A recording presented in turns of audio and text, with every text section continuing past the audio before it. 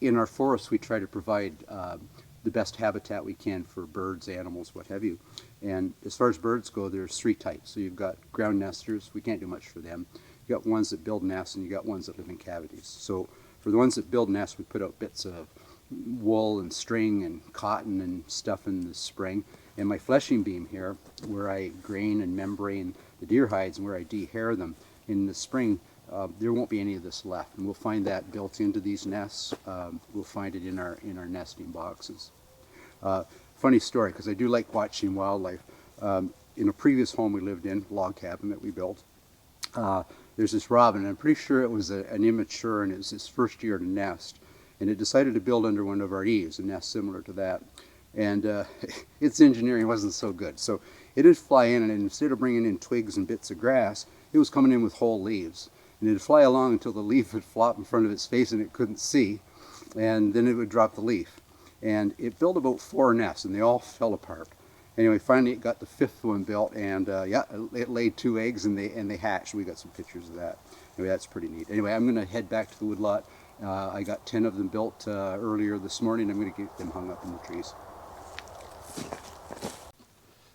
So as I said, we've got about 60, maybe a little over 60 nesting boxes built throughout the forest.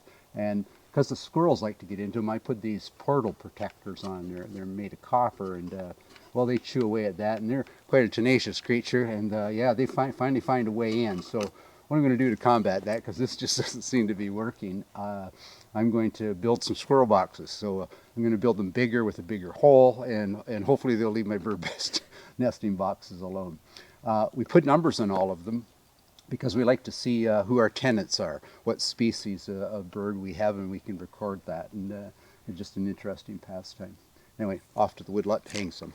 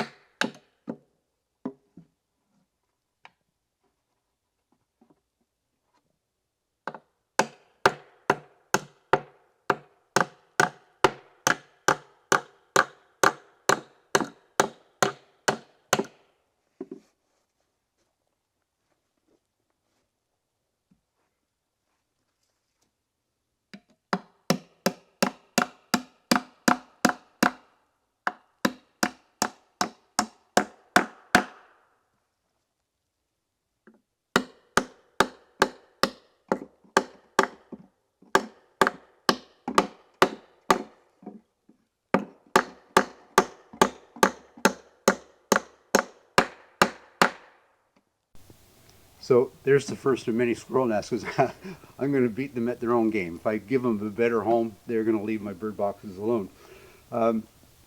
Some other things one can do to help wildlife. Deer in a hard winter where the snow is like belly deep on them, and then especially if we get freezing rain on top of that, deer will yard up in the winter. And their diet changes to primarily cedar in our case. So if we, in harsh winters, if we cut cedar and put it out for them, they'll clean it up at night, literally clean it up.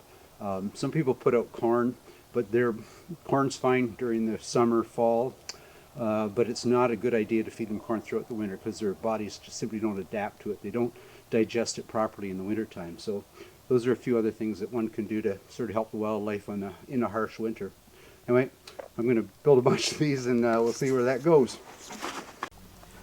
So every once in a while I have the privilege of my grandchildren visiting us, and as soon as they're old enough, we'll soon have 10 grandchildren. So we've got 9, one coming in a couple of weeks. And anyway, when they visit and they're old enough to manage a tool, we build birdhouses.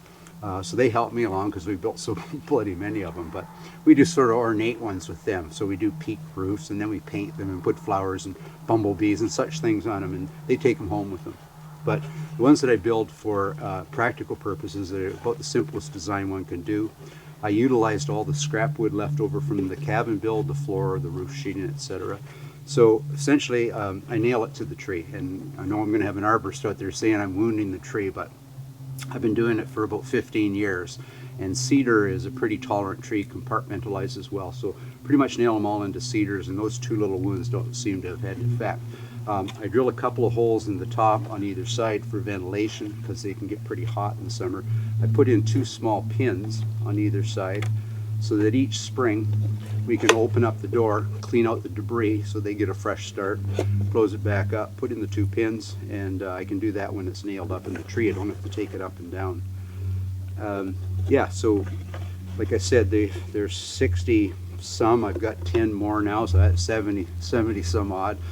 In the spring when it's dry, I'll paint numbers in these so I can monitor what's going in and out of them. And we're going to get a few of these up.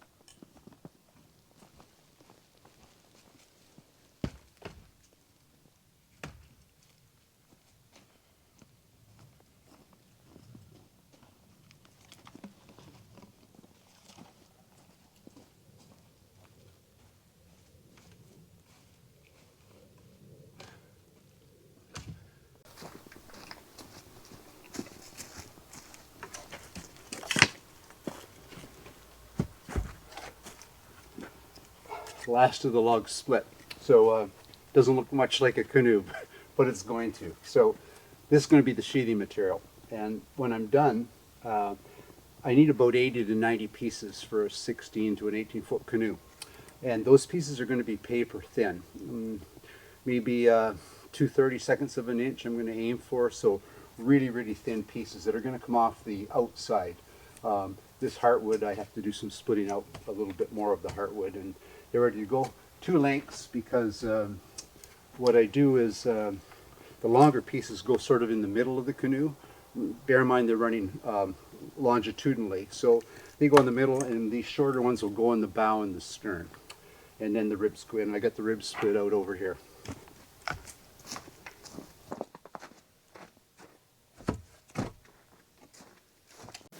Got the last of the staves split out for the ribs, and I've got about 48, maybe close to 50. I'm going to average probably four ribs per stave. So yeah, I've got enough, certainly enough material for at least 2 canoes. when I get to the point of making the ribs, I always make about 10 extra, because when I get to the steaming part of the birch bark build, when you get to the bow and stern, you always break one or two. So I'll have some spares ready when it comes to the steaming part, and that's a long way off, but we're going to get at that. So what I have here is the heart, very heart of the tree. So once I've split out the staves that I'm going to build the ribs out of, the heartwood's left over. I split that off because it's absolutely no good, useful. I'll turn this into kindling, so we'll find some use for it. But frequently I've been asked, why don't I just go to a store and buy cedar that's sawn? So I'm going to use my bow to demonstrate. I make self bows, and I think it'll explain why one can't simply go off to the store and buy sawn lumber in a birch bark canoe build.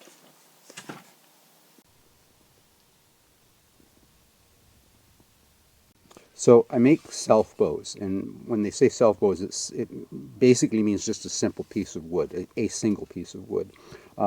It has two limbs, although it's one piece. We have an upper and a lower limb. But you'll notice on the outside you can actually see the radius of the tree. So this was just under the bark. So this ironwood is probably about the ugliest bow I've ever built, and it's the best bow I've ever built. So it's a basic D bow. It pulls at 27-inch pull, which is my pull for the arrow, draw length. It's about 52 pounds, so it's adequate for big game. It's light, it's short. But back to why we can't saw cedar ribs and make them. So the back side of this is left alone. In fact, all I do is polish that. I take the bark off, very careful not to cut into any of the growth rings, because they undulate somewhat. You can see the undulations in the bow. So I don't disturb those. So that's called the back of the bow, even though you're holding it like this. And this is called the belly of the bow. So the belly is where I can cut in through some of those growth rings, and it's called tillering. So I very carefully remove wood, and when I get down to it, I'm just using scrapers to get both the limbs, the upper and lower limb, to bend at the same amount and give me that draw length and weight that I'm looking for. So if I were to have made this nice and smooth and pretty looking on the back side of it, when I go to draw this bow at 50 pounds, it would just simply snap. So the same thing happens with the cedar ribs that I'm about to make. If I start with sawn wood, I can use a piece here as an example. If I look at that piece, if I ran that through a mill, you can see the growth rings here. If I ran that through a sawmill, I'm going to cut through a ring there, I'm going to cut through a ring there, I'm going to cut through a ring there, and when I steam that, it's just going to snap on me. So we have to chase out those ribs, and when we throw them out with the tool that I built in the blacksmith and the mallet I constructed the other day, when I throw them out, that throw is going to find a growth line, and it's simply going to follow that. It's going to pop off in little strips that I'm going to be able to shape down for both the sheathing and the ribs. Anyway, I got to let these guys dry for a couple of weeks, and then we're going to get at some canoe building. I'm about to head out for my afternoon deer hunt, but the other day I found that pioneer well, and I absolutely love the feedback I get from people on our YouTube channel, and a number of people indicated that it was dangerous both for man and our four-legged animal friends. So I'm going to, before I start hunting this afternoon, I decided my conscience won't let me not cover it. So I'm going to scab together some old wood, put a cover on it, and maybe I'll even tack up a sign. When the weather warms up a bit, I'll paint a sign and say "Danger, Open Well" or something. But yeah, I was lucky to come upon it rather than fall into it. So. And I love history, so it was a crazy good find for me, but it definitely is dangerous. So I'm going to get that thing covered, and hopefully I still got a couple of hours to hunt this afternoon. I've been seeing lots of does, and I had a coyote in front of me this morning about 10-15 yards. Didn't know I was there, so that bodes well. It would have been nice to get some film of it, but I couldn't move. Anyway, I got to watch him for about 3 or 4 minutes before he piddled off, and saw a nice doe last night, but we're hunting for bucks, so hopefully this afternoon.